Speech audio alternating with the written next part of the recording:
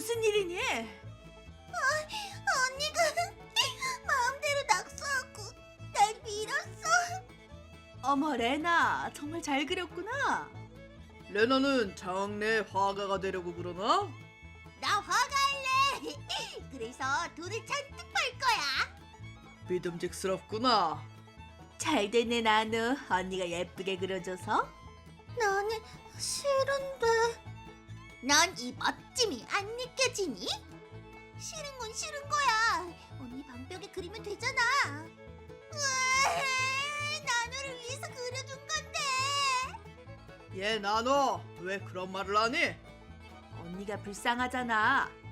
하지만 사과해. 어른이 된 지금 돌이켜봐도 역시나 이상한 우리 집. 제 가족은 부모님과 2살 많은 언니인 레나, 그리고 저 이렇게 4인 가족인데 부모님은 보시는 바와 같이 언니만 오냐오냐하고 저는 항상 혼내기만 했어요. 본가는 저희가 어렸을 때 부모님이 세운 건데 당시부터 언니의 제멋대로 한 점 때문에 자매인데 왜인지 방 크기가 2배 이상 차이 났어요.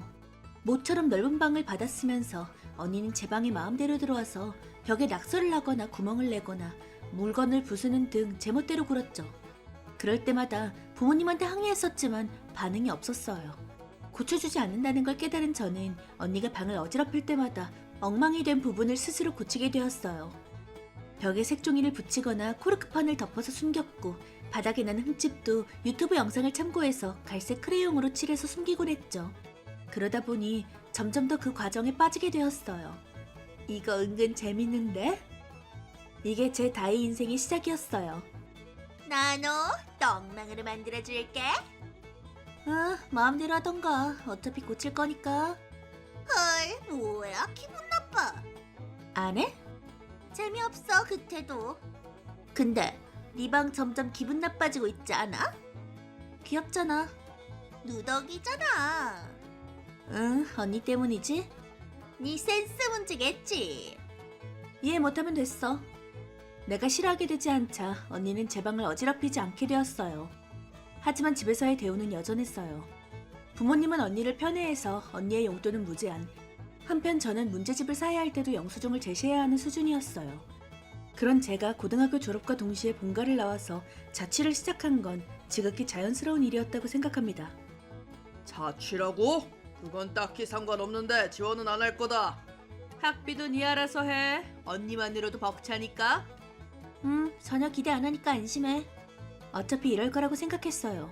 언니는 원하는 학원에 다니면서 제대로 공부도 안 하고, 이런 말하긴 좀 그렇지만 F급 대학에 진학해서 부모 돈으로 매일 놀고 있으니 저희 집에 돈이 있을 리가 없죠. 고등학교 때부터 알바로 자금을 모아두길 정말 잘했어요. 저는 대학 근처에 오래된 대신 다이가 가능한 매물을 빌려서 살기 시작했어요. 자, 마음껏 다이하자. 이렇게 대학 생활을 하는 한편 지금까지 영상으로만 보며 동경하던 다이 생활이 시작된 거죠. 주인분께 허가를 받고 벽지나 바닥 등 가능한 모든 부분에 손을 댔습니다. 추억 삼아 작업 풍경은 찍어둬야지. 그리고 다이를 시작하고 3달 후. 다 됐다. 자, 들어와. 헐, 완전 예쁜데? 세상에, 그 겉모습으로는 절대 상상할 수 없는 문이 세련된 방이네. 워프인가? 현관에 전송장치라도 붙여놓은 거야? 나도 다이한 거야. 대박. 방에 친구를 초대해서 식사를 하고 있는데 친구 한 명이 어떤 제안을 해주었어요. 있잖아, 작업 과정 영상 같은 건 안 찍었어? 일단 찍긴 했는데. 그거 유튜브에 올리는 거 어때? 유튜브? 나는 학자금 대출해서 알바하면서 생활하고 있잖아. 만약 그 영상이 인기가 생기면 생활비에 보탬이 될지도 몰라. 오호라 라고 생각한 저는 친구들의 도움을 받아 채널을 개설했습니다. 신상 보호용으로 영상을 자동으로 가공해주는 프로그램을 만들어놨어. 대단하다. 이렇게 저는 제 다이라이프를 유튜브에 올리기 시작했어요. 초반에는 조회수가 100회 정도였어요. 하지만 영상을 올리기 시작한 지 3달째 자취하는 집의 다이 총집편 영상이 인기를 얻어 조회수 50만을 돌파. 그 효과로 단번에 구독자 수도 늘어나 훌륭히 수익화에 성공한 겁니다. 수익화 축하해.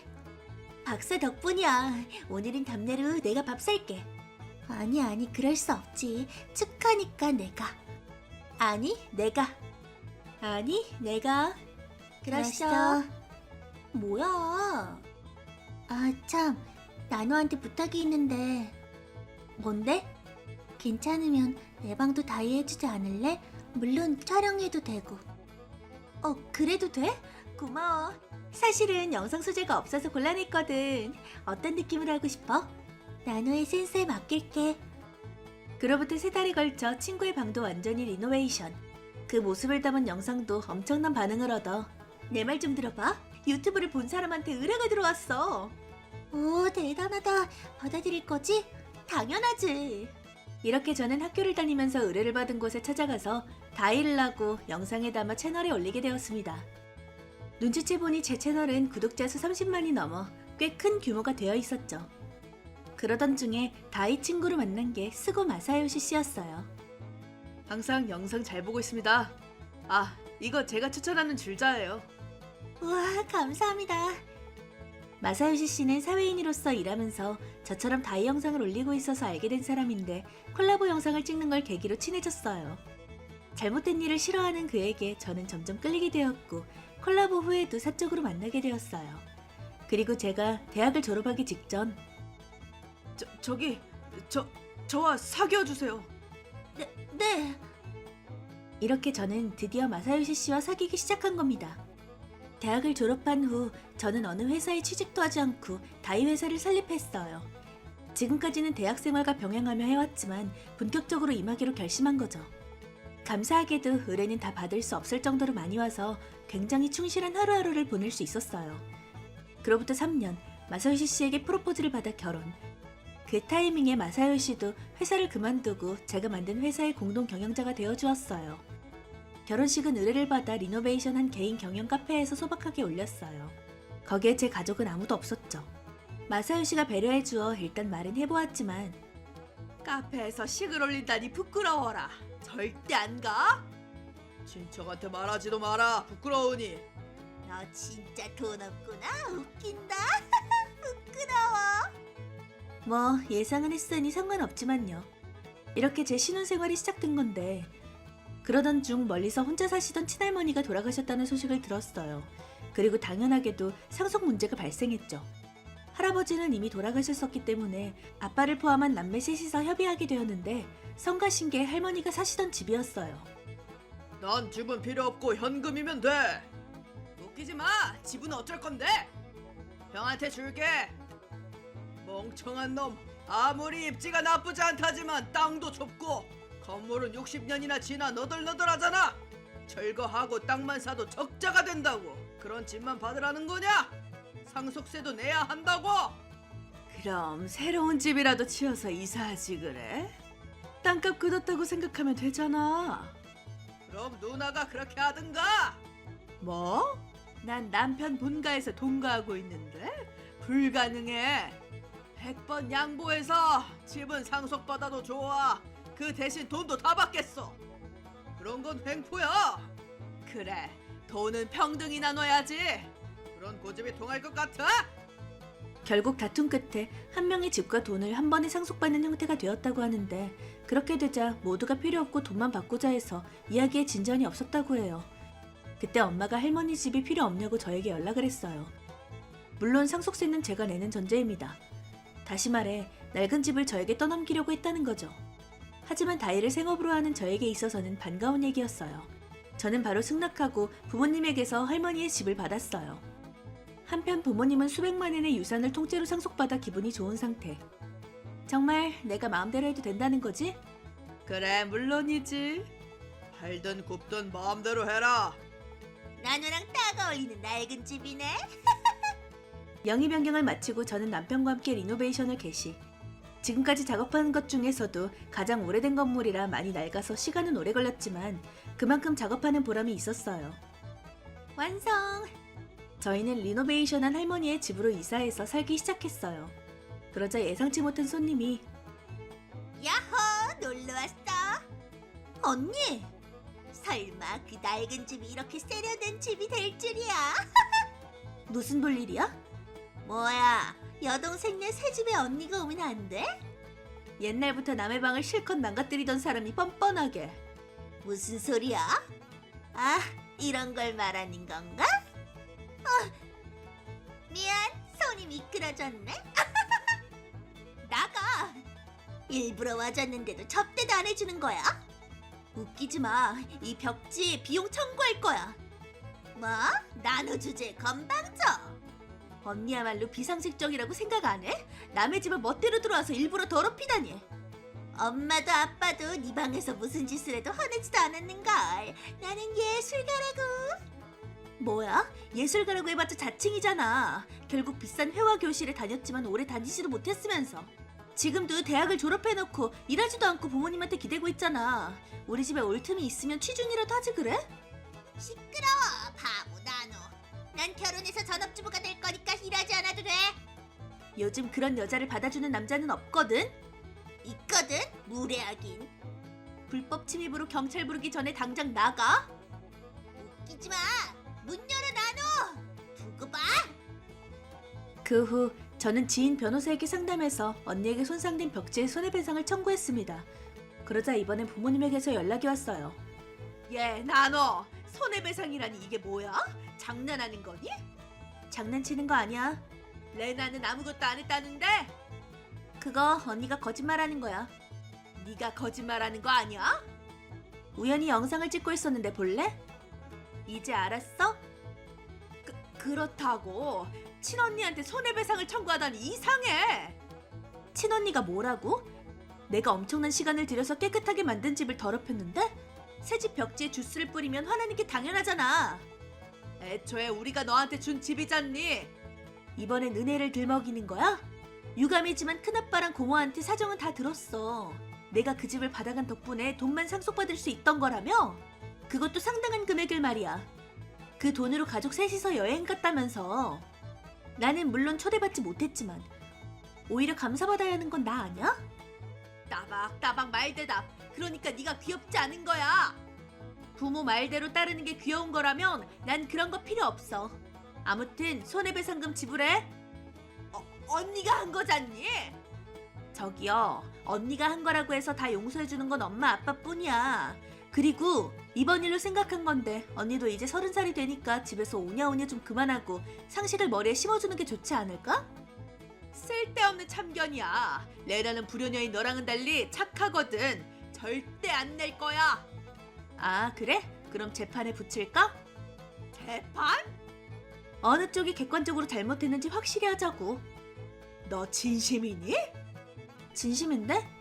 제 진심을 느꼈는지 그 후 부모님은 손해배상을 지불했어요. 싸워봤자 이길 수 없다고 생각한 거겠죠. 겸사겸사 그때 앞으로 넌 딸이라고 생각하지 않겠어!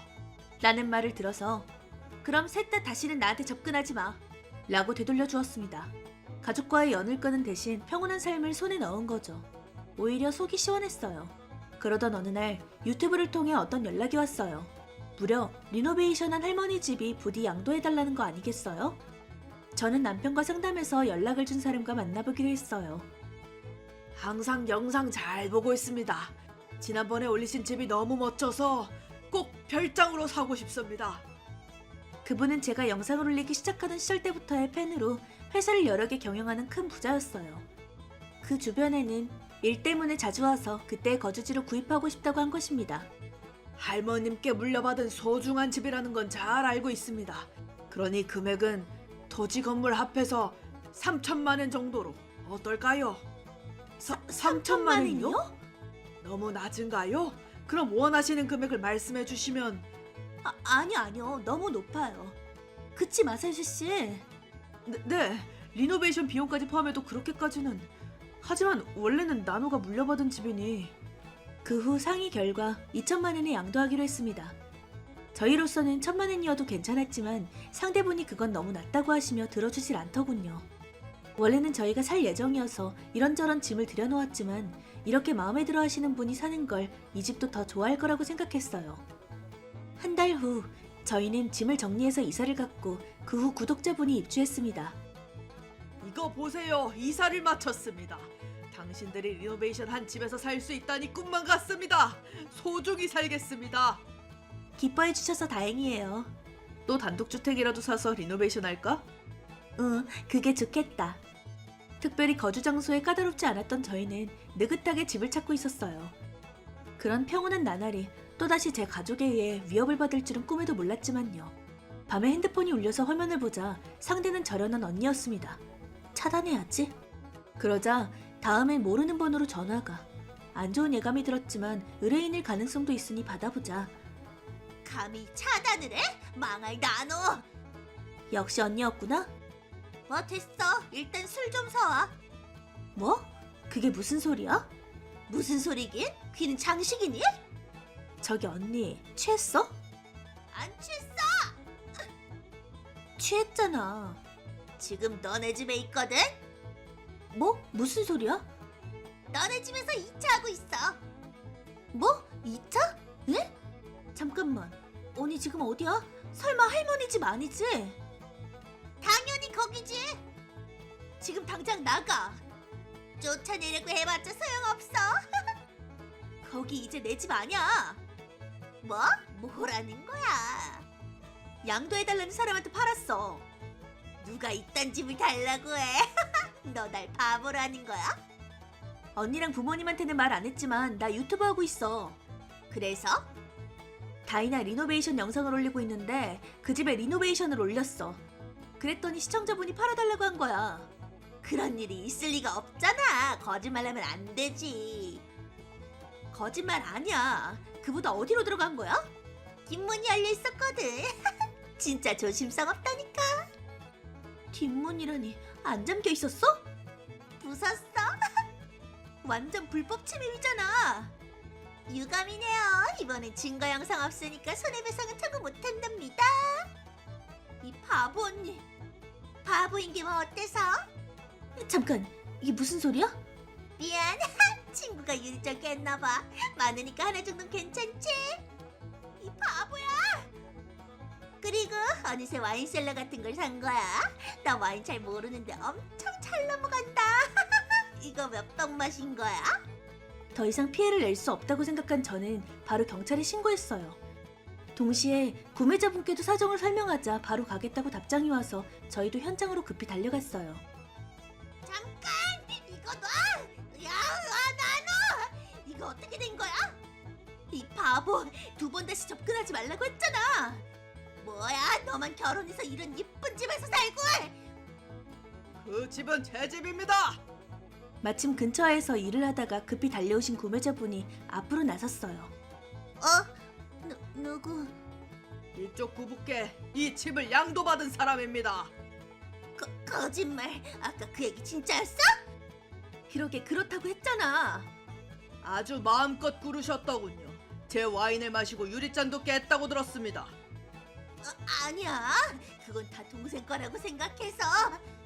동생분의 물건이라면 뭘 해도 좋다는 겁니까? 그건 당연하지. 왜냐하면 쟨 동생이고 난 언니니까. 당신도 어처구니 없는 언니를 가지셨군요. 고생이 많으셨겠어요. 네, 정말로. 사과할게. 경찰은 싫어. 데려가시죠. 내 말 듣고 있어? 남의 말을 들은 적이 없는 사람이 뭐라는 거야? 잠깐. 아프잖아. 싫어. 저기요. 용서해달라고. 손해배상은 추후에 청구하겠습니다. 언니와 같이 소란을 피우고 있던 사람들 모두 경찰에 연행되었어요. 그 후 불법 침입 주범인 언니에게는 눈알이 튀어나올 만큼의 손해배상 청구가 갔고 언니는 바로 저에게 울며 매달려왔어요.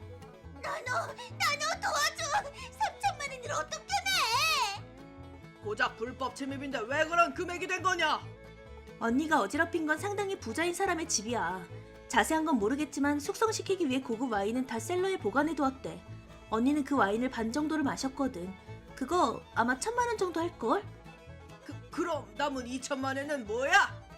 깨트린 유리잔이나 접시가 비쌌던 것 같아. 특주로 만들거나 일부러 해외에 사온 거라던가. 그리고 소란 피운 탓에 흠집이 간 칠레 수선 비용이랑 나머진 그냥 민폐료 아니야? 너 유튜브로 돈 많이 번다며? 원래는 네 집이니까 책임져. 뭔 소리야? 네가 그 집을 팔지만 않았으면 이런 일이 일어나진 않았을 거 아니야? 그 집을 물려받을 때 내가 확인했지? 마음대로 해도 되냐고. 그랬더니 팔든 굽든 마음대로 하라고 했잖아.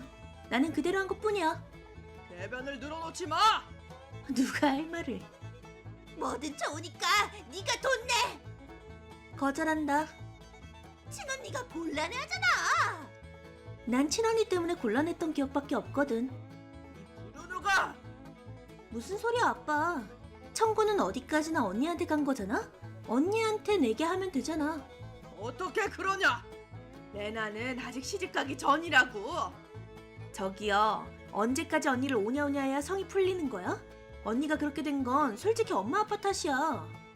그렇게 됐다니 무슨 소리냐? 레나는 너와 달리 귀엽다고. 그럼 3천만 원 대신 내주면 되겠네. 너무나 귀여운 언니를 위해서 말이야.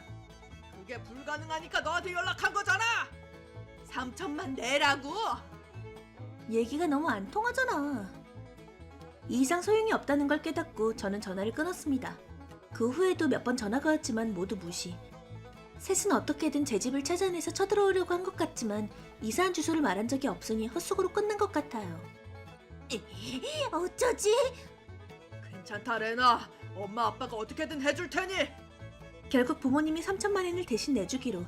당연히 제멋대로인 언니에게 돈을 써온 가족한테 그런 저축이 있을 리 없으니 빚을 지게 되었다고 해요. 몇 달 후. 밥 이게 다야? 미안해. 엄마도 일하고 있는데 빚을 갚기가 힘들어서. 그런 생활을 견딜 수 없었는지 몇 달 후 언니는 도와준 부모님을 두고 남자와 도망갔다고 합니다. 나 행복해질게. 빚 면제 잘 부탁해. 부모님은 크게 상심했고 저련한 저에게까지 어디냐고 물어볼 정도였으니까요. 당연히 무시했지만요. 언니가 지금 어디에 있는지는 모르지만 그런 의리 없는 사람이 행복해질 수 있을 거라는 생각은 도무지 들지 않네요. 달링은 아직인가? 네? 누구? 네가 레나냐? 그런데? 네 남자가 빚을 남기고 도망가서 말이야. 대신 갚아줘야겠어. 말도 안 돼. 뭔가 잘못한 거 아니야? 현대보증인에 사인한 거 너 맞잖아. 그건 달링이 써달라고 부탁해서. 데려가. 싫어. 이거 놓으라고. 이런 거지가 가족이라는 걸 들키면 결혼식을 할 상황이 아니게 될 거야. 딸의 행복을 바란다면 당장 돌아가. 그래요. 당신의 자리는 준비해두지 않았습니다.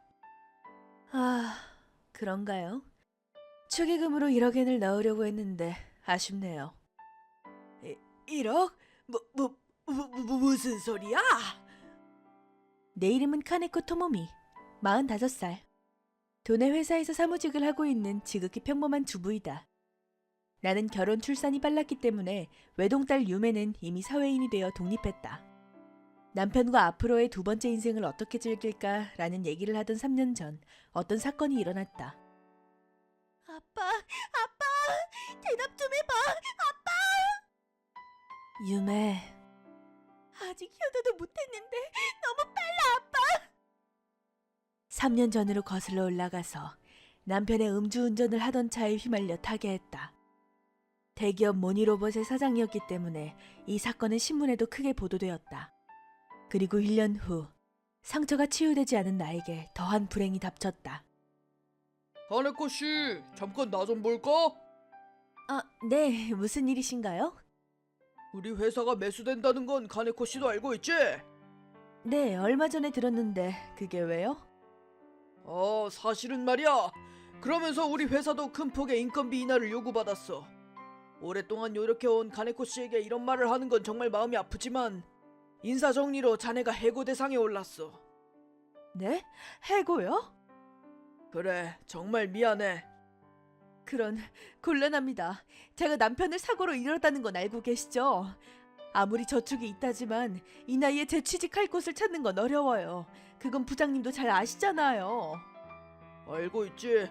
나도 이런 짓을 하고 싶진 않았어. 하지만 회사가 정한 일이야. 받아들여줘. 그럴 수가. 이렇게 나는 오랫동안 근무하던 회사를 퇴사하게 된 것이다. 지금까지의 저축에 대해 근속 연수에 따른 퇴직금, 실업보험, 남편의 유산도 있으니 한동안 생활은 문제 없지만 살다 보면 무슨 일이 일어날지 모르니 역시 일은 계속하고 싶어. 이렇게 불행이 이어지던 중 한 가지 좋은 소식도 있었다. 저기 엄마, 잠깐 괜찮아? 무슨 일이니? 사실은 오늘 중요한 보고가 있어서. 보고? 사실 계속 사귀던 세이지 씨와 결혼하게 됐어. 정말 축하해. 고마워. 오래 사귀었는데 드디어 하는구나. 얼마 전에 프로포즈를 받았어. 정말 기뻤어. 결혼식 일정은 대충 정한 거니? 세이지랑 얘기해서 기념일인 10월에 하려고 해. 10월인가? 그럼 반년 후 정도네. 엄마는 유메의 드레스 모습을 보는 게 꿈이었어. 분명 천국에 있는 아빠도 기뻐할 거야. 엄마한테도 아빠한테도 최고의 결혼식을 보여주고 싶으니 준비 힘낼게. 기대할게. 그래서 말인데 다음 주 토요일 비었어? 토요일은 무슨? 엄마 지금 일 안 해서 언제든 비어 있어. 아, 말하니까 슬퍼지네. 한동안은 인생의 방학이라고 생각하고 푹 쉬어. 그래서 말이야. 토요일에 세이진의 부모님께 인사하러 가려고 해. 만약 엄마가 일정이 없으면 그때 양쪽 집안끼리 얼굴을 마주하는 게 어떨까 해서. 그랬구나. 엄마 완전 괜찮아. 상대쪽 부모님께도 인사하고 싶으니까. 정말? 고마워. 그럼 다음 주 토요일 잘 부탁해. 장소가 정해지면 바로 연락할게. 알았어. 그리고 대면 당일. 처음 뵙겠습니다. 항상 저희 세이지가 신세를 지고 있습니다. 처음 뵙겠습니다. 세이지 엄마입니다. 앞으로 잘 부탁드려요. 처음 뵙겠습니다. 유메의 엄마입니다. 저야말로 잘 부탁드립니다. 어머님도 너무 긴장하지 마시죠. 오늘은 경사스러운 날이니까요. 편하게 얘기하시죠. 맞아요. 앞으로 가족이 되는 거니까요. 너무 신경 쓰지 마세요. 감사합니다. 처음 얼굴을 마주하는 거라서 굉장히 긴장했는데 사람 좋아 보이는 부모라 정말 다행이다.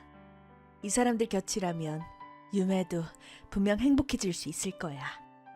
이때는 그렇게 생각했는데 세이지, 유메 씨, 잠깐 부모끼리 얘기 좀 해도 될까? 네? 부모님들끼리요? 잠깐 하고 싶은 말이 있거든. 그런가요? 하지만 웬만하면 다 같이. 그렇게 하자. 부모님들끼리 하실 얘기가 있을 테니까. 알겠습니다. 그럼 잠시 동안 저희는 자리를 비우겠습니다. 고마워. 미안하구나. 그래서 본론입니다만 회사에서 해고당했다는 건 사실인가요? 알고 계셨군요. 심지어 당신의 남편분은 3년 전에 돌아가셨다면서요. 네, 하지만 괜찮아요. 저축도 있고 유매도 자립했으니까요. 그런 문제가 아니잖아요. 네? 갑자기 왜 화를 내세요? 정말 말도 안 돼. 왜 해고당한 건가요? 당신이 무능하기 때문인 건가요? 대답해 주세요. 뭔가요, 갑자기? 됐으니까 대답해! 그래요. 이건 앞으로와도 관련이 있을 테니까요. 네. 제가 해고당한 건 회사의 영업 문제로 젊은 사원을 남기기 위해서 고연령 여성 사원들이 해고 대상이 되었을 뿐입니다. 과연 어떨지. 입으로는 뭐라고든 할 수 있으니까. 자식들이 자리를 비우자마자 세이지 씨의 부모는 손바닥을 뒤집듯이 고압적인 태도가 되었다. 게다가 내가 해고를 당한 건 대체 어떻게 한 거지? 유메가 세이지 씨한테 얘기해서 그걸 통해 들었나? 그렇다고 하더라도 약혼자의 엄마에게 이런 태도라니 너무 비상식적이다. 그렇게 생각해서 나는 강한 태도로 돌려받았다. 저기, 아까부터 무슨 말을 하고 싶으신 건가요? 이렇게까지 말하는데 모르겠어? 당신같이 가난하고 회사에서 해고당하는 사람이 우리의 가족이 된다고? 그게 얼마나 부끄러운 건지 알아? 그런 말씀을 하셔도 거지가 가족이 된다니 금전 문제라도 휘말리면 우리도 참을 수 없을 겁니다. 저기요, 아까부터 가만히 듣고 있자니. 우리에게 대항할 셈입니까? 우리 남편도 아들도 인류기업에 근무하는 초엘리트라고요. 당신이 그런 태도를 취한다면 약혼 파기를 해도 좋습니다. 따님의 행복을 빼앗으실 건가요? 어떻게 할 건가요? 뭐 이런 쓰레기 같은 인간들이 다 있어? 하고 싶은 말은 많았지만 여기서 화를 내면 유매의 결혼은 백지가 되고 만다. 나는 필사적으로 화를 눌렀다. 죄송합니다. 유매의 행복이 제일이니 저는 아무 말도 하지 않겠습니다. 알면 됐어. 하지만 그 대신 유매만은 행복하게 해주세요. 그 이상은 바라지 않으니까. 뭐 따님은 당신과 달리 우수한 아이니 그건 안심해 주십시오. 다만 저희와는 일절 엮이지 않을 것을 약속해 주세요. 아시겠지요? 이것도 따님의 행복을 위한 겁니다. 알겠습니다. 다녀왔습니다. 얘기는 끝났나요? 그래, 자리를 비우게 해서 미안했다. 역시 유매의 어머니와는 얘기가 잘 통할 것 같아. 이렇게 대면은 종료. 게다가 돌아갈 때는 세이지 군에게도 이런 말을 들었다. 오늘 일을 유매한테 말하면 어떻게 될지 아시겠죠? 잘 부탁드립니다. 과연 유매는 이 집에 시집가서 행복해질 수 있을까? 시어머니와 며느리 문제는 먼 옛날부터 이어져 온 여자 사이의 골깊은 문제. 심지어 자기 아들의 우수함을 자랑해대는 여자다. 지금은 잘 지내도 조금이라도 유매에게 마음에 안 드는 점이 있으면 아들에게 있는 말 없는 말 다 붙여서 이혼으로 몰아넣을지도 모른다. 역시 사실을 말해야 되나? 하지만 유매는 세이지 씨를 사랑하고 나는 마지막까지 결론을 내지 못했다. 결국 답을 내지 못한 채 정신을 차려보니 결혼식 당일이었다. 안녕하세요. 신부의 엄마인 카네코 토모미라고 합니다. 카네코님이시군요. 잠시만 기다려주세요. 네, 저 대단히 죄송합니다. 실례지만 초대장은 있으신가요? 초대장? 신부의 엄마니까 초대장 같은 건 없어요. 그렇군요. 사실은 신랑님께 신부의 어머님은 결석이라는 연락을 받아서 자리도 준비하지 않은 상태입니다. 네? 그런 말 못 들었는데요? 왠지 궁상 맞은 느낌이 든다 했더니 역시 와 있었구나. 저기요, 결혼식에 참가하지 못하게 한다는 말은 못 들었는데요? 못 들었다고? 그때 말했잖아. 앞으로 다시는 우리와 엮이지 않겠다고 약속해달라고. 그렇게 말했지만 소중한 딸의 새로운 출발이라고요. 그 정도는 보여줄 수 있잖아요. 그 정도라니. 결혼식에 출석하는 게 가장 부끄럽다는 걸 모르는 거야?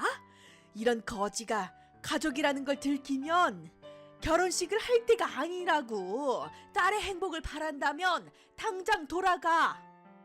그래요. 당신의 자리는 준비해두지 않았습니다. 아, 그런가요? 납득했으면 당장 나가! 참가할 수 있다면 축의금으로 1억엔을 내려고 했는데 아쉽네요. 1억? 무슨 소리야? 당신한테 그런 돈이 있을 리가 없잖아. 거짓말하지 마. 어라? 말 안 했었나요? 사실 저희 남편은 생전에 대기업 모니로봇의 사장이었거든요. 모니로봇의 사장이라니 설마? 세이지의 아버지는 얼굴이 창백해졌다. 모니로봇 전 사장이 교통사고로 세상을 떠났다는 뉴스는 크게 보도되었으니 세이지 씨도 대기업에서 근무하는 이상 그런 정보는 체크하고 있을 터. 효과는 적중이었는지 세이지의 아버지는 입을 다물었다. 여보, 왜 그래요? 남편은 회사 경영 이외에도 개인적으로 주식 투자에 성공했습니다. 제게 남겨진 총 자산은 대충 10억엔 정도예요. 10억? 아니 아까부터 뭐야? 거짓말을 할 거면 좀 더 현실적인 금액을 제시하지 그래? 여기 증거인 예금 통장입니다. 거짓말. 그럼 당신은 전혀 거지가 아니라는 거야? 네, 처음부터 그렇게 말했는데요. 그럼 해고를 당해도 아프지도 가렵지도 않은 거잖아. 오히려 일하지 않아도 평생 놀고 살 수 있는 금액이야. 어디까지나 남편이 남겨준 것이니 제가 직접 벌어서 생활하고 싶었거든요. 딸과 딸이 앞으로 가질 가족을 위해서 최대한 많이 남겨주고 싶었어요. 그건 다시 말해 세이지한테도? 또 눈빛 바뀌는 것 좀 봐. 일단 사장 부인이었던 시절도 있으니 이렇게 돈 얘기에 변모하는 사람을 보는 건 결코 드문 일이 아니다.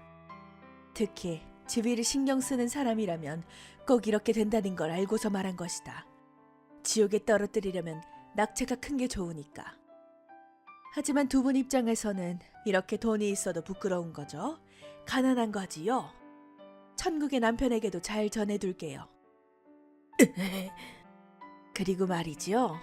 남편은 생전에 딸을 굉장히 사랑해서 딸이 결혼하게 되면 결혼식 비용과 축의금을 많이 내주고 싶다고 유언을 남겼어요. 결혼식 비용도? 네, 그러니 1억엔을 축의금으로 내려고 한 건데 가난한 저는 참여하지 못하는 것 같으니 이 얘기는 백지로 돌릴 수밖에 없겠네요. 그럼 실례하겠습니다. 잠깐 기다려. 응? 유메의 아버님이 그런 마음을 갖고 계셨다면 결혼식에도 꼭 참가해 주셔야지. 그쵸 당신? 아, 그렇습니다. 저도 같은 아비로서 아버님의 마음을 잘 압니다. 그러니 꼭 참가해 주셔서. 뭐? 엄청난 태도 변화네. 지금까지의 폭언들은 우야무야 넘어갈 생각인가요? 그건 사실은 당신들이 그런 식으로 손바닥을 뒤집을 거라는 걸 예상하고 아까 그 발언을 녹음기로 녹화해놨어. 뭐? 거짓말이지? 21세기 새로운 방식이지. 이거 식장에 틀고 와도 되려나? 아니, 그건 곤란해. 회사 관계자들도 잔뜩 초대했다고. 시끄러워. 후회해봤자 이미 늦었어. 이봐, 멋대로 식장에 들어가지 마. 어라? 아까는 결혼식에 참가해달라고 했잖아요? 또 태도를 바꾸는 건가요? 여러분, 잠깐만요. 어라? 엄마! 오늘은 안 오는 게... 유메, 엄마 와버렸어. 드레스 잘 어울린다. 고마워. 저는 신부의 엄마인 토mom이라고 합니다. 오늘 식을 개최하기 전에 여러분께 들려드리고 싶은 게 있습니다. 이 음성을 들어주십시오. 나는 아까의 녹음기를 식장에 있는 모든 사람들에게 들려주었다. 그러자 모든 걸 알게 된 유메가 엄청나게 화내기 시작했다. 잠깐, 세이지, 이게 어떻게 된 거야? 이거 알고 있었어? 그건 게다가 어머님과 아버님도 제 엄마를 이렇게 무시하다니 최악이에요. 모처럼 중요한 날이었는데 이 사실을 알게 된 이상 결혼식을 할 때가 아니네요. 와주신 분들께는 죄송하지만 결혼은 파기하겠습니다. 그런 기다려. 무슨 소리니? 적어도 결혼식만큼은. 유메, 됐어. 저놈들은 아빠 유산을 목적으로 이런 말을 하는 거니까. 참고로 유산 목적으로 태도를 바꾼 순간의 음성도 있는데 그것도 증거로 들어볼까요? 그건 봐주세요. 그럼 결혼은 없던 일로 하죠. 식장 취소를 뿐만 아니라 위자료도 제대로 청구할 테니 잘 부탁드려요. 그럴 수가. 그럼 수고하셨습니다. 이렇게 우리는 친족들에게 매도당하는 바보 가족을 뒤로하고 결혼식을 떠났다. 물론 식장에서는 바보 가족을 비난하는 노성이 울려 퍼져서 엄청난 사태가 되었다는 건 불을 보듯 뻔했다. 아이 참, 왜 대면 때 그런 심한 말을 들었다고 말해주지 않은 거야? 미안해. 자식들을 휘말리게 하고 싶지 않았는데 결혼식에 참가하지 못한다는 걸 알고 참을 수 없었어. 그런 최악의 가족에게 딸을 시집 보내려고 하면 어떡해. 나도 어른이니까 얘기를 들으면 냉정하게 판단할 수 있었어. 그렇지. 미안해. 반성했어. 그래도 구하러 와줘서 고마워. 이렇게 결혼식에 난입하는 사람은 보통 소꿉친구나 전남친인데 설마 엄마가 올 줄이야. 그러게. 그 후 야코는 정식으로 파기되어 세이지와 그 부모님은 약혼 파기 위자료를 받게 되었다. 게다가 식장에는 세이지의 회사 상사, 세이지 아버지의 상사도 많이 참가하고 있었기에 이 일이 방아쇠가 되어 둘은 같이 좌천처분을 당했다고 한다. 회사의 신뢰를 크게 떨어뜨리는 행위에 해당한다던가. 깡촌에 셋이같이 이사해서 좁은 사택에서 어깨를 맞대며 살고 있다고 한다. 아들은 젊으니 이직이든 뭐든 하면 되겠지만 자기 소문이 퍼지지 않을까 생각하면 무서워서 다른 회사로 가지도 못하고 있다던가. 엘리트가 멘탈이 약하다는 건 정말인가 보다. 우리 남편은 그렇지 않았지만. 참고로 우리는 고액의 위자료를 받아 모녀 사이좋게 해외여행을 갔다. 아, 하와이 최고. 아빠랑 셋이서 왔을 때 생각난다. 그러게, 여긴 정말 좋은 곳이야. 그러고 보니 유매, 아빠의 유산에 대해서 상대한테 말하지 않았더구나? 아빠한테 결혼하기 전은 물론 결혼한 후에도 그 사람과의 삶이 정말 행복하고 정말 신뢰할 수 있다고 여겨질 때까지 밝히면 안 된다고 단단히 일렀었거든. 그 사람, 내가 모르는 곳에서 이렇게 타일렀었구나. 그렇다는 건 이번 일은 아빠가 지켜주기도 했다는 거네? 정말 그렇다니까. 말했었으면 나도 내숭 떠는 그 사람과 부모님의 본성을 알지도 못한 채 결혼 생활을 이어나갔을지도, 유산 목적으로 살해당했을지도 모르고. 아, 무섭다, 무서워. 만약 또 연이 있으면 사귀기 전에 소개해줘. 엄마는 이래봬도 사람을 보는 눈은 있는 편이거든. 그렇게 하겠습니다. 인생은 아직 기니까 유매를 소중히 여겨주는 남자를 천천히 찾으면 된다고 생각한다. 그게 천국의 아빠를 위한 것이기도 하니까. 뭐? 왜 장애인이 여기 있는 거야? 여기가 재활시설인 줄 알아? 일단 여기서 일하고 있는데. 진짜냐? 이 회사 망했네. 제 이름은 스기사와 마코토, 23살 그래픽 디자이너입니다. 이번에 제 회사에 찾아온 진상 동료에 대한 얘기입니다. 우선 제 자기소개부터. 고등학교 2학년 때까지는 가라테에 성을 쏟는 평범한 학생이었습니다. 하지만 어느 날 동아리 활동이 끝난 후 길을 걷고 있는데 코너에서 돈 순간 엄청난 속도로 폭주하는 오토바이가 제 쪽으로 돌진해왔습니다. 서둘러 피하려고 했지만 결국 휘말리고 말았습니다. 나중에 들은 건데 아무래도 눈이 내린 후여서 지면이 얼어 있었고 그런 와중에 빠른 속도로 달린 탓에 컨트롤이 되지 않았다고 합니다. 솔직히 오토바이가 제 쪽으로 돌진해온 후의 일은 거의 기억나지 않습니다. 정신이 들었을 때 저는 병원이 침대였습니다. 옆에 계시던 부모님은 안 좋은 안색으로 눈을 뜬 저를 보자마자 오열을 하셨죠. 아, 나는 사고를 당했구나.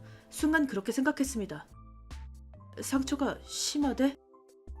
쥐어짜는 듯한 목소리로 그렇게 묻자 아버지가 분한 듯이 말씀하셨습니다. 왼팔을 잃었다고. 제 왼팔은 오토바이에 짓눌려 차마 눈뜨고 볼 수 없는 상태였다고 합니다. 의사는 선택의 여지도 없이 팔꿈치부터 아래를 절단할 수밖에 없었다고 설명했습니다. 영문을 알 수 없었습니다. 오른손잡이이긴 하지만 그렇다고 위로가 되지는 않습니다. 저는 팔을 한짝 잃고 만 것입니다. 왜? 어째서? 저는 한동안 패닉에 빠졌습니다. 어머니는 그런 저를 그저 울면서 안아주셨죠. 마치 지옥 같은 시간이었습니다. 그 후 사고를 일으킨 사람의 부모님이 사죄하러 왔습니다. 성심성의껏 사과해 주셨지만 사고를 일으킨 본인은 오지 않았습니다. 그도 다쳐서 입원 중이라고 했습니다. 다만 저와 달리 후유증이 남는 큰 상처는 아니라고 합니다. 이렇게 불합리할 수가 있냐며 화가 치솟았습니다.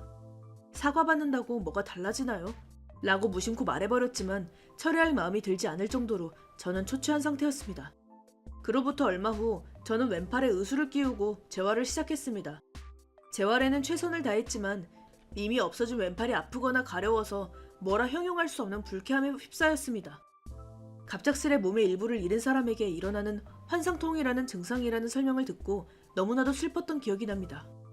그래도 가해자의 부모에게 위자료와 치료 비용은 충분히 받아서 금전적인 부담을 부모님께 끼치지 않은 건 불행 중에 다행이었습니다. 다만 동아리는 그만둬야 하게 되었고 퇴원한 후 무엇을 삶의 낙으로 살아야 할지 모르게 되었습니다. 어렸을 때부터 계속했던 가라테가 제 마음의 버팀목이었다는 걸 이때 깨달았습니다. 그 후로 부끄럽지만 비뚤어진 생활을 하고 말았습니다. 학교를 무단으로 쉬고 늦은 밤에 밖을 나가는 등 방종하게 지냈습니다. 하지만 부모님이 끈기 있게 저를 위로하고 지탱해 주셔서 고3 가을쯤에는 갱생할 수 있었습니다. 나 제대로 학교 다닐게 라고 말했을 때 오랜만에 부모님의 미소를 본 것 같았습니다. 그때부터는 다른 삶의 낙을 찾으려고 이런저런 생각을 했습니다. 그러던 때 담임 선생님께 제안을 받았습니다. 미술부 동아리에 참가해보지 않겠냐고. 사실 저는 가라테 말고도 취미로 그림을 그렸었습니다. 다친 후로는 전혀 그리지 않았지만 전에는 심심풀이 정도로 자주 그렸었습니다. 담임 선생님은 미술부 선생님으로 미술부 고문이시기도 합니다. 수업에서 제출한 제 그림이 아주 좋았다면서 여러 번 저를 설득하셨습니다. 이런 식의 3학년 신입부원은 이례 중에 이례였지만 시험 삼아 입부해봤습니다. 막상 해보니 굉장히 즐거워서 푹 빠지게 되었습니다. 팔을 잃기 전보다 더욱 그림 그리는 걸 좋아하게 된 거죠. 이렇게 저는 또 다른 삶의 낙을 찾을 수 있었습니다. 제대로 연습한 적이 없었으니 미대에 들어갈 정도의 스킬은 없었지만 디자인 관련 기술을 배울 수 있는 전문학교에는 갈 수 있을 것 같았습니다. 저는 거기서 디자인을 배우고 지방에서 집과 가까운 디자인 회사에 입사했습니다. 빌딩 내에 공간 하나를 빌리고 있는 작은 회사였지만 선배도 사장님도 좋은 분들이라 제 팔에 대해 이해해 주셨습니다. 입사로부터 3년이 지난 지금 저는 충실한 회사인 생활을 보내고 있습니다. 그러던 어느 날 선배 디자이너인 나카오 미야 씨에게서 이런 라인이 왔습니다. 저기 사장님한테 그 얘기 들었어? 그 얘기라뇨? 본사에서 우리 쪽으로 오는 사람이 있대. 그것도 다음 주부터. 본사에서요? 그런 건 처음 들어요. 나도 처음이야. 영업 보러 온다고 하던데? 어떤 사람일까요? 나도 자세한 건 모르는데 나이는 스기사와랑 비슷한 정도래. 그렇군요. 잘 지낼 수 있을지도. 나이가 가까운 동성이 지금까지 없었으니 친해질 수 있도록 힘낼게요. 응원할게. 사실 저희 회사는 조금 떨어진 곳에 있는 본사의 자회사입니다. 다만 서로 사람을 보내는 일은 기본적으로 없었어서 저도 그쪽으로 가본 적은 없었습니다. 그런 만큼 이번 인사는 이례였습니다. 그리고 찾아온 인물은 안녕하세요. 후쿠이 신이치입니다. 굉장히 의욕이 없어 보이는 젊은 사람이었습니다. 영업직이니 일단 정장 차림이었지만 대충 입고 있어서 껄렁한 사람일 것 같다는 첫인상. 나이는 저와 같고 입사 시기도 같다고 했지만 친해질 수 있을 것 같진 않았습니다. 하지만 일단은 같은 사무실에서 일할 테니 제대로 인사를 하러 갔는데 뭐? 왜 장애인이 여기 있는 거야? 여기가 재활시설인 줄 아냐? 일단 여기서 일하고 있는데 진짜냐? 이 회사 망했네. 남의 시선도 신경 쓰지 않고 꽤 큰 목소리로 이런 말을 내뱉었습니다. 이렇게까지 노골적으로 차별하는 일은 드물어서 분노를 넘어 어이가 없어졌습니다. 아무튼 잘 지내는 건 어려울 것 같습니다. 그 후로 저희 회사는 전체적으로 그에게 휘둘리게 되었습니다. 우선 아무튼 불성실해서 시킨 일을 제대로 하지 않았습니다. 못하는 게 아니라 그저 의욕이 없어서 하지 않은 것입니다. 영업부 선배가 주의를 주어도 적당히 흘려듣고 아무것도 변하지 않았습니다. 게다가 왜인지 저를 눈엣 가시로 여겨서 야야 장애인! 편의점에서 점심 좀 사와. 미안, 아직 일이 남아있어서. 뭐? 조금은 도움이 되라고. 장애인이라고 너무 편하게 사는 거 아니냐? 그런 건 아닌데. 아 됐어. 아 참 쓸모가 없다니까. 이런 식입니다. 만일을 위해 말해두지만 제 일은 한 손이어도 별로 지장이 없었습니다. 나름 공헌하고 있다고 생각했는데 이런 말을 들으니 가슴이 따끔거립니다. 제가 이런 취급을 받는 걸 주변 사람들도 당연히 눈치챘는지 어느 날 나카오 선배가 이런 말을 해주셨습니다. 저기 그 후쿠이라는 신입 완전 스기사와를 무시하고 있지? 점심을 사오라니 일진 중학생도 아니고. 저도 오랜만에 들었어요. 미안해. 나도 주의를 줬는데. 들어먹질 않으니 어쩔 수 없죠. 그나저나 어떻게 그런 태도를 취할 수 있는 걸까요? 기분 탓인지 사장님도 강하게 말을 안 하시는 것 같고. 나도 이상해서 본사에 있는 지인한테 물어봤어. 그런데 깜짝 놀랐잖아. 그 사람 본사 사장님의 친아들이래. 정말요? 어렸을 때부터 양아치에 사회인이 되어도 문제만 일으켜서 감당하지 못하고 우리한테 떠넘긴 거지. 정말 곤란하다니까. 아, 그런 사정이 있었구나. 확실히 본사 사장님의 아들이라면 우리 사장님도 취급에 곤란하겠죠. 그나저나 아무리 자기 아들이라고 해도 문제아를 자회사에 떠넘기다니. 그쪽 사장님은 좋은 사람이라고 들었는데 아무래도 소문이 틀렸나 봅니다. 그 후에도 후쿠이는 제대로 행동했습니다. 사내 사람들을 곤란하게 하는 정도면 몰라도 결국 타 회사 사람들에게까지 민폐를 끼쳤습니다. 저희 회사로 찾아온 의뢰인이 후쿠이의 복장에 주의를 주자 오히려 화내며 의뢰인에게 따졌다는 겁니다. 의뢰인이 관대한 분이라 용서해 주셨지만 본인에게는 전혀 반성의 여지가 보이지 않습니다. 괜히 그런 늙은이랑 엮여서 엄청 고생했네. 큰 문제가 되어도 이상하지 않은데 상대가 용서해 주신 거잖아. 그렇게 말하는 건 좋지 않아. 뭐? 스기사와, 너 진짜 건방진 거 아니야? 근데 잠깐 어깨 좀 주물러 줄래? 흐수가 만지면 아플 것 같으니까 역시 됐다. 제대로 상대하면 제가 손해이니 그런 폭언에도 조용히 견딜 수밖에 없었습니다. 그러던 어느 날 저는 마카오 선배에게 제안받아 일이 끝난 후 저녁을 함께하기로 했습니다. 조금 늦어진 저를 선배가 기다려주셔서 둘이 회사 문을 닫고 밖으로 나왔는데 어라? 스기사와랑 나카오 선배잖아? 뭐 하는 거야? 운이 나쁘게도 후쿠이랑 딱 마주치고 말았습니다. 한 발 먼저 돌아간 줄 알았더니 아무래도 술을 마시고 있었나 봅니다. 친구인지 질이 나빠 보이는 사람들 몇 명과 걷고 있었습니다. 저는 간단히 사정을 설명하고 빨리 떠나려고 했는데 잠깐 기다려!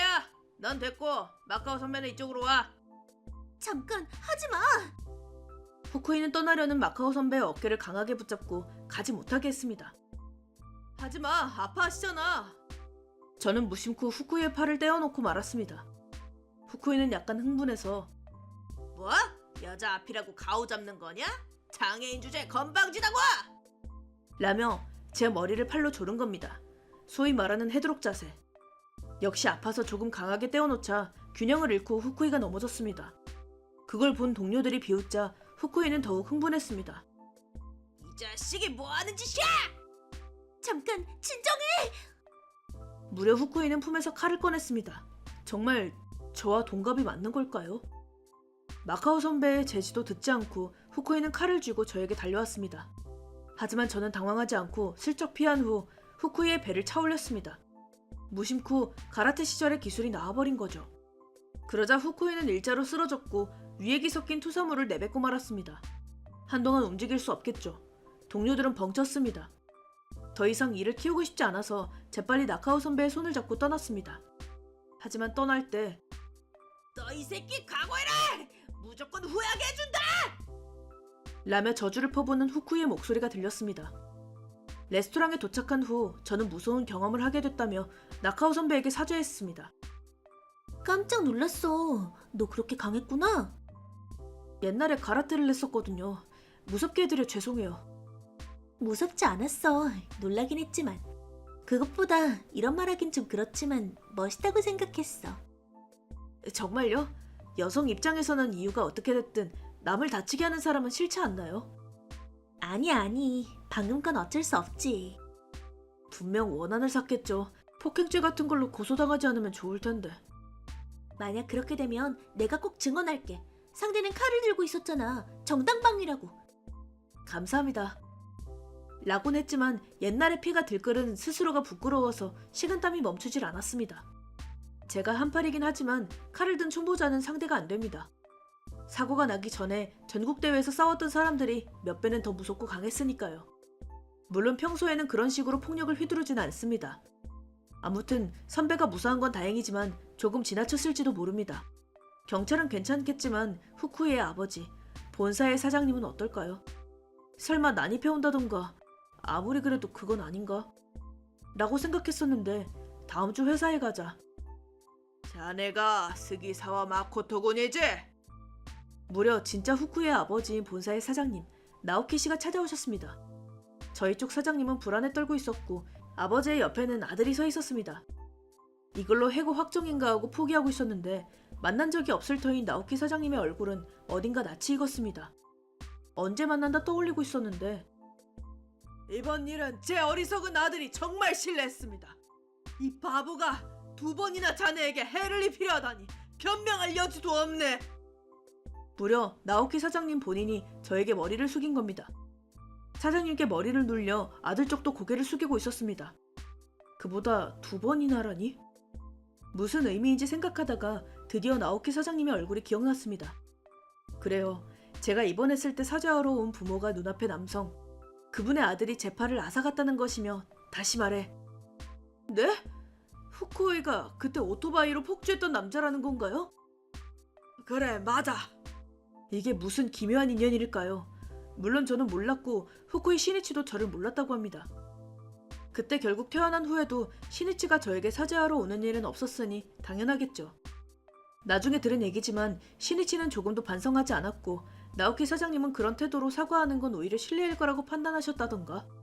저희 부모님과도 상의하여 앞으로 다시는 엮이지 않을 걸로 결론을 지었다고 합니다. 제 이름도 시니치가 적반하장으로 굴며 접근하려고 하면 큰일이니 알려주지 않았다고 합니다. 보통 가해자가 무슨 원한이 있다는 거야 라고 생각하겠지만 시니치는 제가 피하지 않아서 사고가 일어난 데다 자기까지 다치게 했다고 말하고 다녔다고 하니 정말 이렇게 답없는 바보가 있구나 싶어서 놀랐습니다. 너라는 걸 정말 몰랐어. 계속 놀려서 미안해. 용서해줘. 그렇게 말해봤자 아니 내가 사고 상대든 그렇지 않든 네가 한 짓은 다 잘못된 행동이었어. 그의 말대로다. 넌 정말 몇 번 마음을 바르게 먹으라고 타일러도 소용이 없구나. 시니치는 울 것 같은 얼굴로 아버지에게 물었습니다. 저기 아빠, 나 제대로 사과했지? 그러니까 내쫓는 것 좀 봐줘. 어제의 흥분한 모습은 그림자도 없이 필사적으로 아버지에게 용서를 빌고 있군요. 그러자 아버님은 있는 힘껏 아들을 때렸습니다. 바보 같은 놈! 당연히 사과해야지! 그걸로 용서한다고 한 적은 없다! 좀 봐줘. 입 다물어! 두 번 다시 내 앞에 얼굴 들이밀지 마라! 시니치는 그래도 매달리려고 했지만 결국 아버지에게 끌려가듯이 회사에서 쫓겨났습니다. 그 후 사장님 본인이 직접 얘기를 들려주시기로. 아들 시니치는 어른이 되고도 정신을 못 차렸고 당신 회사에서 고용하긴 했으나 사람들에게 민폐만 끼쳤다고 합니다. 이렇게 된 거 마음을 강하게 먹고 집에서 쫓아내서 스스로의 힘으로 생활하게 하려고 했다고 합니다. 하지만 이번에는 아내분이 그걸 강하게 반대해서 최종적으로 자회사 쪽에 맡기게 되었다고. 하지만 계속 이대로 둘 생각은 없었고 사실은 수면 아래에서 아내와 이혼을 위해 움직이고 있었다고 합니다. 아내는 아들을 오냐오냐 하느라 아들을 괴롭히게 하는 일은 절대 하지 않았습니다. 낭비도 심하고 제멋대로 구는 건 아들과 마찬가지라 점점 실증이 났다고 하셨습니다. 아들과 함께 본인의 생활 공간에서 쫓아내기 위해 증거를 모으고 변호사와 얘기해서 마침 준비가 된 시점에서 저와 싸움 소동이 벌어졌다는 얘기가 들어왔다는 것이죠. 시니치는 일방적으로 폭력을 당했다고 주장했지만 평소 행실이 행실인지라 믿을 수 없었다고 합니다. 그리고 누구와 다퉜는지 들었을 때 상대가 저라는 걸 알고 나오키 사장님은 분노하셨습니다. 제가 이 회사에 들어온 건 우연이지만 사장님은 제 이름을 기억하고 계셨다고 합니다. 드문 이름은 아니라 동명이인인가 싶으면서도 신경이 쓰였다고 하셨습니다. 하지만 두 번 다시 엮이지 않겠다는 약속을 지키려고 굳이 조사하지 않으셨다고. 그러던 중 시니치가 스기사와 마코토라는 의수를 한 사람에게 폭력을 당했다고 일러바친 일로 의혹이 확신이 된 겁니다. 이번 일로 다시 한번 사장님은 저에게 사과하셨습니다. 여러 번 불쾌한 일을 겪게 해서 정말 죄송합니다. 사원들에게도 어리석은 아들이 민폐를. 아무리 사과해도 부족합니다. 육아에 실패한 것 같지만 확실히 나쁜 사람은 아닌 것 같습니다. 저는 사과를 받아들였습니다. 게다가 회사 사람들에게도 폐를 끼친 사죄로 좀 더 넓고 깔끔한 사무실을 준비할 것을 약속해 주셨습니다. 아무튼 이렇게 제 평화는 돌아왔습니다. 그 후로 나카오 선배가 적극적으로 저를 식사 자리에 초대하게 되었고 얼마 후 사귀게 되었습니다. 후쿠이 시니치는 어머니와 함께 집에서 쫓겨나 나오키 사장님도 행방을 모른다고 하십니다. 아버지의 위강이 사라진 시니치가 제대로 살아갈 수 있을 것 같진 않습니다. 그러고 보니 얼마 전 심야에 벤치에서 혼자 웅크리고 있는 지저분한 남성이 시니치를 닮았던 것 같은데 마음을 바꾸고 바르게 살기를 바랄 뿐입니다. 고작 장례식 따위로 쉬다니 말이 되나? 넌 해고다! 내 이름은 마츠모토 시니치. 방금 해고라는 통보를 받았다. 이렇게 된 과정을 자세히 설명하겠다. 나는 43살로 사정이 있어서 최근에 이직한 참이다. 이직 전은 정말 좋은 회사여서 야근도 적고 휴일도 제대로 챙길 수 있다. 복지나 수당 같은 것도 갖추어져 있고 월급은 꽤 좋다. 덕분에 삶의 질이 확실히 올랐다. 동료와 부하도 우수하고 좋은 사람뿐. 인간관계도 더할 나위 없이 만족하고 있었는데 오늘부로 부임한 하라다다. 엄격히 갈 테니 다들 각오하도록. 내가 이직하고 약 반년 후 새로운 부장이 왔다. 50대 정도로 딱 버블 세대 느낌의 의기양양한 타입. 이 사람이 정말 성가셨는데 어떻게 성가신지 조금 예시를 들어보겠다. 어느 날 퇴근 시간이 되어 퇴근할 준비를 하고 있었다. 물론 일은 다 마친 후였다. 그때 이봐, 벌써 퇴근하는 거냐? 다들 아직 일하고 있는데. 제 일도 끝냈고 도와달라는 말도 없었습니다. 그러니 오늘은 이만 퇴근하겠습니다. 너는 하라고 한 일밖에 못하나? 그런 태도로 용케 지금까지 해왔군. 아, 그건가? 일을 너무 못해서 차라리 빨리 돌려보내는 게 회사의 보탬이 되는 놈. 우리 회사는 야근을 지향한다. 우연히 내 퇴근 준비가 빨랐을 뿐 바로 다른 사원들도 퇴근하기 시작했을 것이다. 부장님도 알고 있었을 텐데 이런 폭언. 덕분에 다들 퇴근하기 어려운 분위기가 되어서 최악이다. 또 다른 날 회의에서 사용할 자료를 부장님에게 전달했을 때의 일이다. 그럼 하야시 씨에게 수정해달라고 말씀드리겠습니다. 뭐? 왜 하야시에게 부탁해? 네가 해야지. 그거 하야시 씨가 작성한 거라서요. 하야시 씨는 신입이면서 일을 잘하는 여성 사원이다. 부장님은 하야시 씨를 마음에 들어해서 그녀에게만 물으다. 하야시가 만든 거라면 빨리 말해! 잘 보니 제대로 정리되어 있군. 이건 이대로 괜찮아. 알겠습니다. 부장님은 자료의 내용보다 누가 만든 건지가 중요한 것 같다. 또 다른 날 아침부터 부장님께 전화가 왔다. 아무래도 사원 한 명이 감기에 걸려서 쉬고 싶다고 말했나 보다. 지금까지는 당연히 나중에 진단서를 제출하면 쉴 수 있었다. 그러나 감기 때문에 쉰다니 빠져가지고 사회인이라면 무리해서라도 와야지. 고열? 알 바 아니다. 당장 오도록! 1시간 후 쉬고 싶다고 말한 사원이 휘청거리며 출근했다. 정말 올 줄 몰랐던 우리는 놀랐다. 부장님만 만족스러워 보였다. 다들 부장님을 설득했고 내가 그 사원을 집까지 데려다줬다.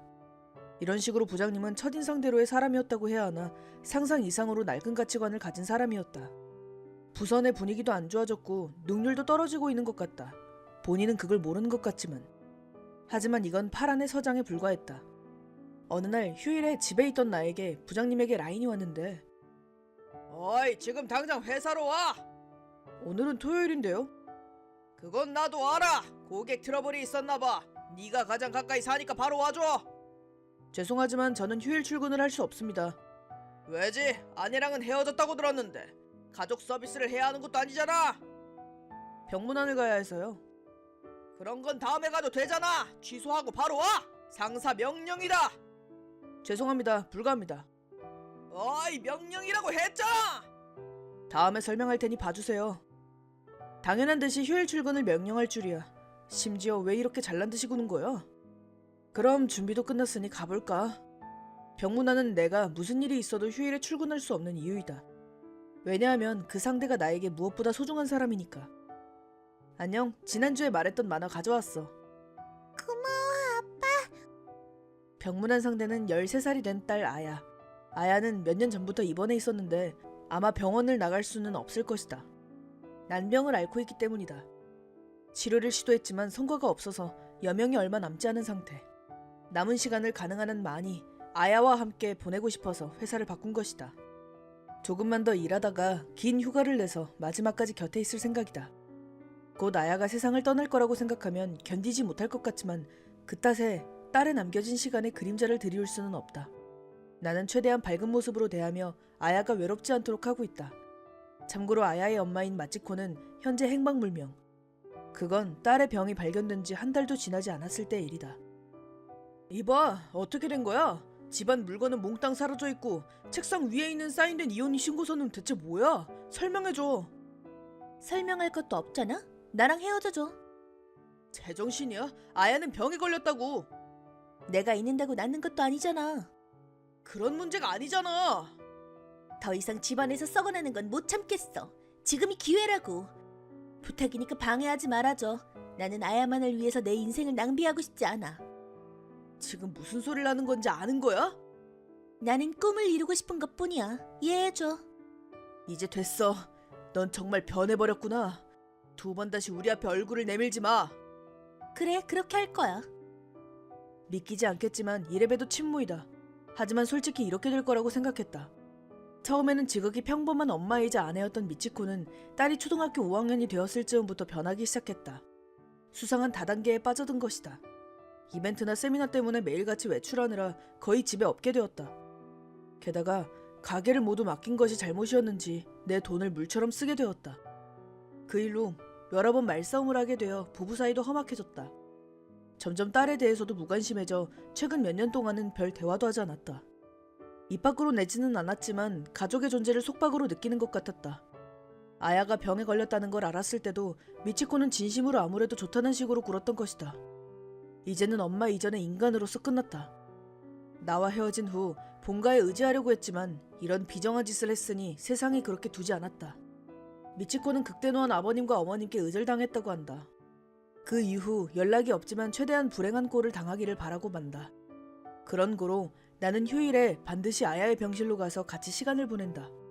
외로울 텐데 엄마 얘기를 꺼내지 않는 아야에게는 미안한 마음으로 가득하다. 맞다. 어제는 할아버지랑 할머니도 와주셨어. 또 용돈 달라고 했지? 들켰어? 이날은 굉장히 기운이 넘쳤지만 항상 이런 건 아니다. 계속 자고 있거나 제대로 밥을 먹을 수 없을 정도로 몸 상태가 안 좋아질 때도 드물지 않다. 이런 평범한 부녀 사이의 대화도 손에 꼽을 정도이다. 딸과 대화할 때는 항상 눈물을 참느라 필사적이었다. 하지만 아직 시간은 남았다. 조금만 더 있으면 휴가를 낼 수 있으니 매일같이 있어야지. 그렇게 생각했는데 내가 방문한 다음날 이른 아침 딸의 상태가 급변했다. 병원에서 연락을 받아 달려갔을 때 아야의 호흡은 금방이라도 멈출 것 같았다. 아야, 아빠 왔다. 아야는 슬쩍 눈을 뜨고 이쪽을 봤다. 말할 여유는 없는 것 같았지만 확실히 나를 보고 살짝 웃었다. 아야. 아야는 그대로 잠들듯이 숨을 거두었다. 나는 너무나도 갑작스러운 일에 그저 멍해졌다. 이해하지 못해서인지 눈물도 나오지 않는다. 그저 얼빠진 상태로 사망신고와 장례식 등 여러 수속을 처리해야겠다고 멍하니 생각했다. 맞다. 회사에도 전화해야지. 다들 출근하고 있을 시간이다. 몇 번의 신호 후 전화를 받는 건 친한 동료인 와타나베라는 남성으로 부장님은 외출 중이라고 알려주었다. 다시 전화한다고 했지만 내 목소리에서 이변을 느낀 건지 와타나베가 심각하게 물어본다. 따님한테 무슨 일이 있었어? 그 한마디로 나는 모든 걸 받아들일 수밖에 없어졌다. 아야는 세상을 떠났어. 어쩔 수 없는 슬픔이 덮쳐와 설명도 못하고 계속 울었다. 와타나베는 사정을 눈치챘는지 부드럽게 말을 걸어주었다. 부장님한테는 내가 말해둘게. 제대로 따님이랑 이별하고 와. 미안. 사과할 일이 아니잖아. 와타나베는 위로의 말을 한 뒤 제대로 밥은 먹으라고 격려해 주었다. 그 후 정신없이 딸의 장례식을 마치고 일단락 되었지만 역시 회사에 나갈 마음은 들지 않았다. 장례식 휴가 후에 유휴를 낼 수 있는지 부탁해볼까 생각하고 있는데 마침 와타나베에게 라인이 왔다. 고생이 많다. 잠은 잘 자고? 와타나베, 장례식에 와줘서 고마워. 뭐 어떻게든 자고 있어. 가능하면 조금 더 쉬고 싶은데 부장님 데스크에 계셔? 됐어. 쉴 거면 그대로 쉬어. 부장님께는 내가 말해둘 테니까. 그렇게까지 부탁할 수는. 신경 쓰지 말라니까. 남을 배려할 때가 아니잖아. 와타나베는 정말 좋은 녀석이다. 몇 번 병문 안에 와준 데다 장례식까지 와주었다. 자기에게도 딸이 있어서 내 마음을 뼈저리게 이해한다고 했던가. 그나저나 그 부장 성격상 내가 쉬는 걸 좋지 않게 생각할 게 틀림없다. 그런 부장님에게 싫은 소리를 듣지 않도록 와타나베가 벽이 되어주려는 거겠지. 일단 사양하지 않고 휴일 연장 수속은 와타나베에게 맡기기로 했다. 몇 시간 후 무사히 휴일 따냈어. 한동안 푹 쉬어. 라는 고마운 연락을 받았고 그로부터 사흘 정도 아무것도 하지 않고 그저 딸에 대해서 생각했다. 하지만 계속 우울해하고 있을 수만은 없다. 내가 정신을 못 차리면 천국에 있는 딸도 안심하지 못하겠지. 스스로를 위로하고 기력을 조금씩 되찾아갔다. 그런 생각을 하던 때 무려 전처에게서 연락이 왔다. 얼마 전에 아야의 장례식이 있었다면서? 왜 알려주지 않은 거야? 난 엄마라고. 그런 말을 할 자격이 있어? 그래, 맞는 말이야. 하지만 그 후로 많이 반성했어.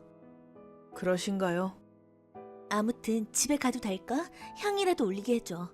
그 후에 여러모로 얘기 좀 하자. 거절한다. 그런 짓을 할 시간이 있으면 빚을 갚기 위해 일하는 게 어때? 어떻게 빚에 대해 하는 거야? 아버님이 조사하셨대. 알려주셨어. 그럼 얘기가 빠르겠네. 부탁이야. 정말 큰일 났어. 아빠랑 얘기하고 싶으니까 중재해줘. 나에게 연락한 건 아야 때문이 아니라 돈 때문이었구나. 우리 집에 오면 경찰 부를 테니까 그런 줄 알아? 아니야, 정말 아야 일이 슬퍼서. 그러는 김에 나도 도와달라고 하려던 거였어. 난 아야에게 영락한 엄마 모습을 보여주고 싶지 않아. 나도 널 시야에 넣고 싶지 않고. 2번 다시 연락하지 마. 사실은 장례식에 미치코를 불러야 할지 고민했다. 그런 여자지만 그래도 딸이 없어지면 조금은 자기가 한 짓을 후회할 거라고 생각했기 때문이다. 하지만 미치코의 아버지인 호리카와 토오루 씨가 지금 미치코의 상태를 조사해 주셨다. 거기서 알게 된 건 미치코는 빚더미에 앉았다는 사실. 그 다단계를 아직도 계속하고 있었는데 사기 같은 수법으로 권유하다가 고소당할 뻔했다고 한다. 이젠 답이 없다. 아무리 세상을 떠났다고 하지만 그런 녀석을 딸에게 접근시키고 싶지 않았다. 그래서 장례식에도 부르지 않고 앞으로 일절 관여하지 않기로 결심했다. 하지만 연락수단을 모두 차단하고 몇 시간 후 인터폰이 울렸다. 화면에는 아무도 없어서 이상하게 생각하고 문을 열자 무려 미치코가 엎드리고 있었다. 아, 사각지대에 있었던 건가? 미치코라는 걸 알았다면 나가지 않았을 텐데. 무슨 속셈이야? 당신한테도 아야한테도 못할 짓을 했습니다. 부디 향이라도 올리게 해주세요. 그건 진심이야? 당연하죠. 믿지 못하시겠지만 저는 아야를 사랑했습니다. 너무나도 슬픕니다. 제발 향만이라도. 나는 계속 고민했다. 하지만 안 된다고 하면 이대로 계속 무릎을 꿇고 있을 생각이겠지. 이웃들 시선도 있으니 나는 마지못해 미치코를 집에 들였다. 미치코는 여러 번 감사 인사를 하고 아야의 불단에 손을 합장했다. 눈물을 흘리는 것을 보고 옛날에 행복했던 시절이 떠오르고 말았다. 하지만 이별 인사 다 했으면 돌아가줘. 그렇게 말해도 좀처럼 돌아가려고 하지 않는다. 나는 어이가 없었다. 이 녀석 역시 진짜 목적은 돈이었구나. 아버님과의 사이를 중지하진 않을 거야. 의절당했으면서 뻔뻔하긴.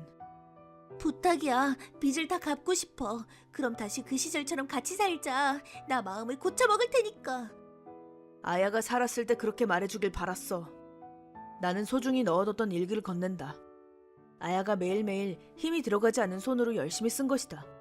거기엔 나와 무슨 얘기를 했는지, 건강해지면 뭘 할 건지, 그리고 엄마와 보낸 날들이 얼마나 즐거웠는지 자세히 적혀 있었다. 이건 네가 아야를 번거롭게 생각하게 된 후에도 아야는 널 좋아했어. 그런데 넌 한 번도 병문 안에 오지 않았지. 아야의 마음을 계속 배신한 거야. 나는 마지막을 봐.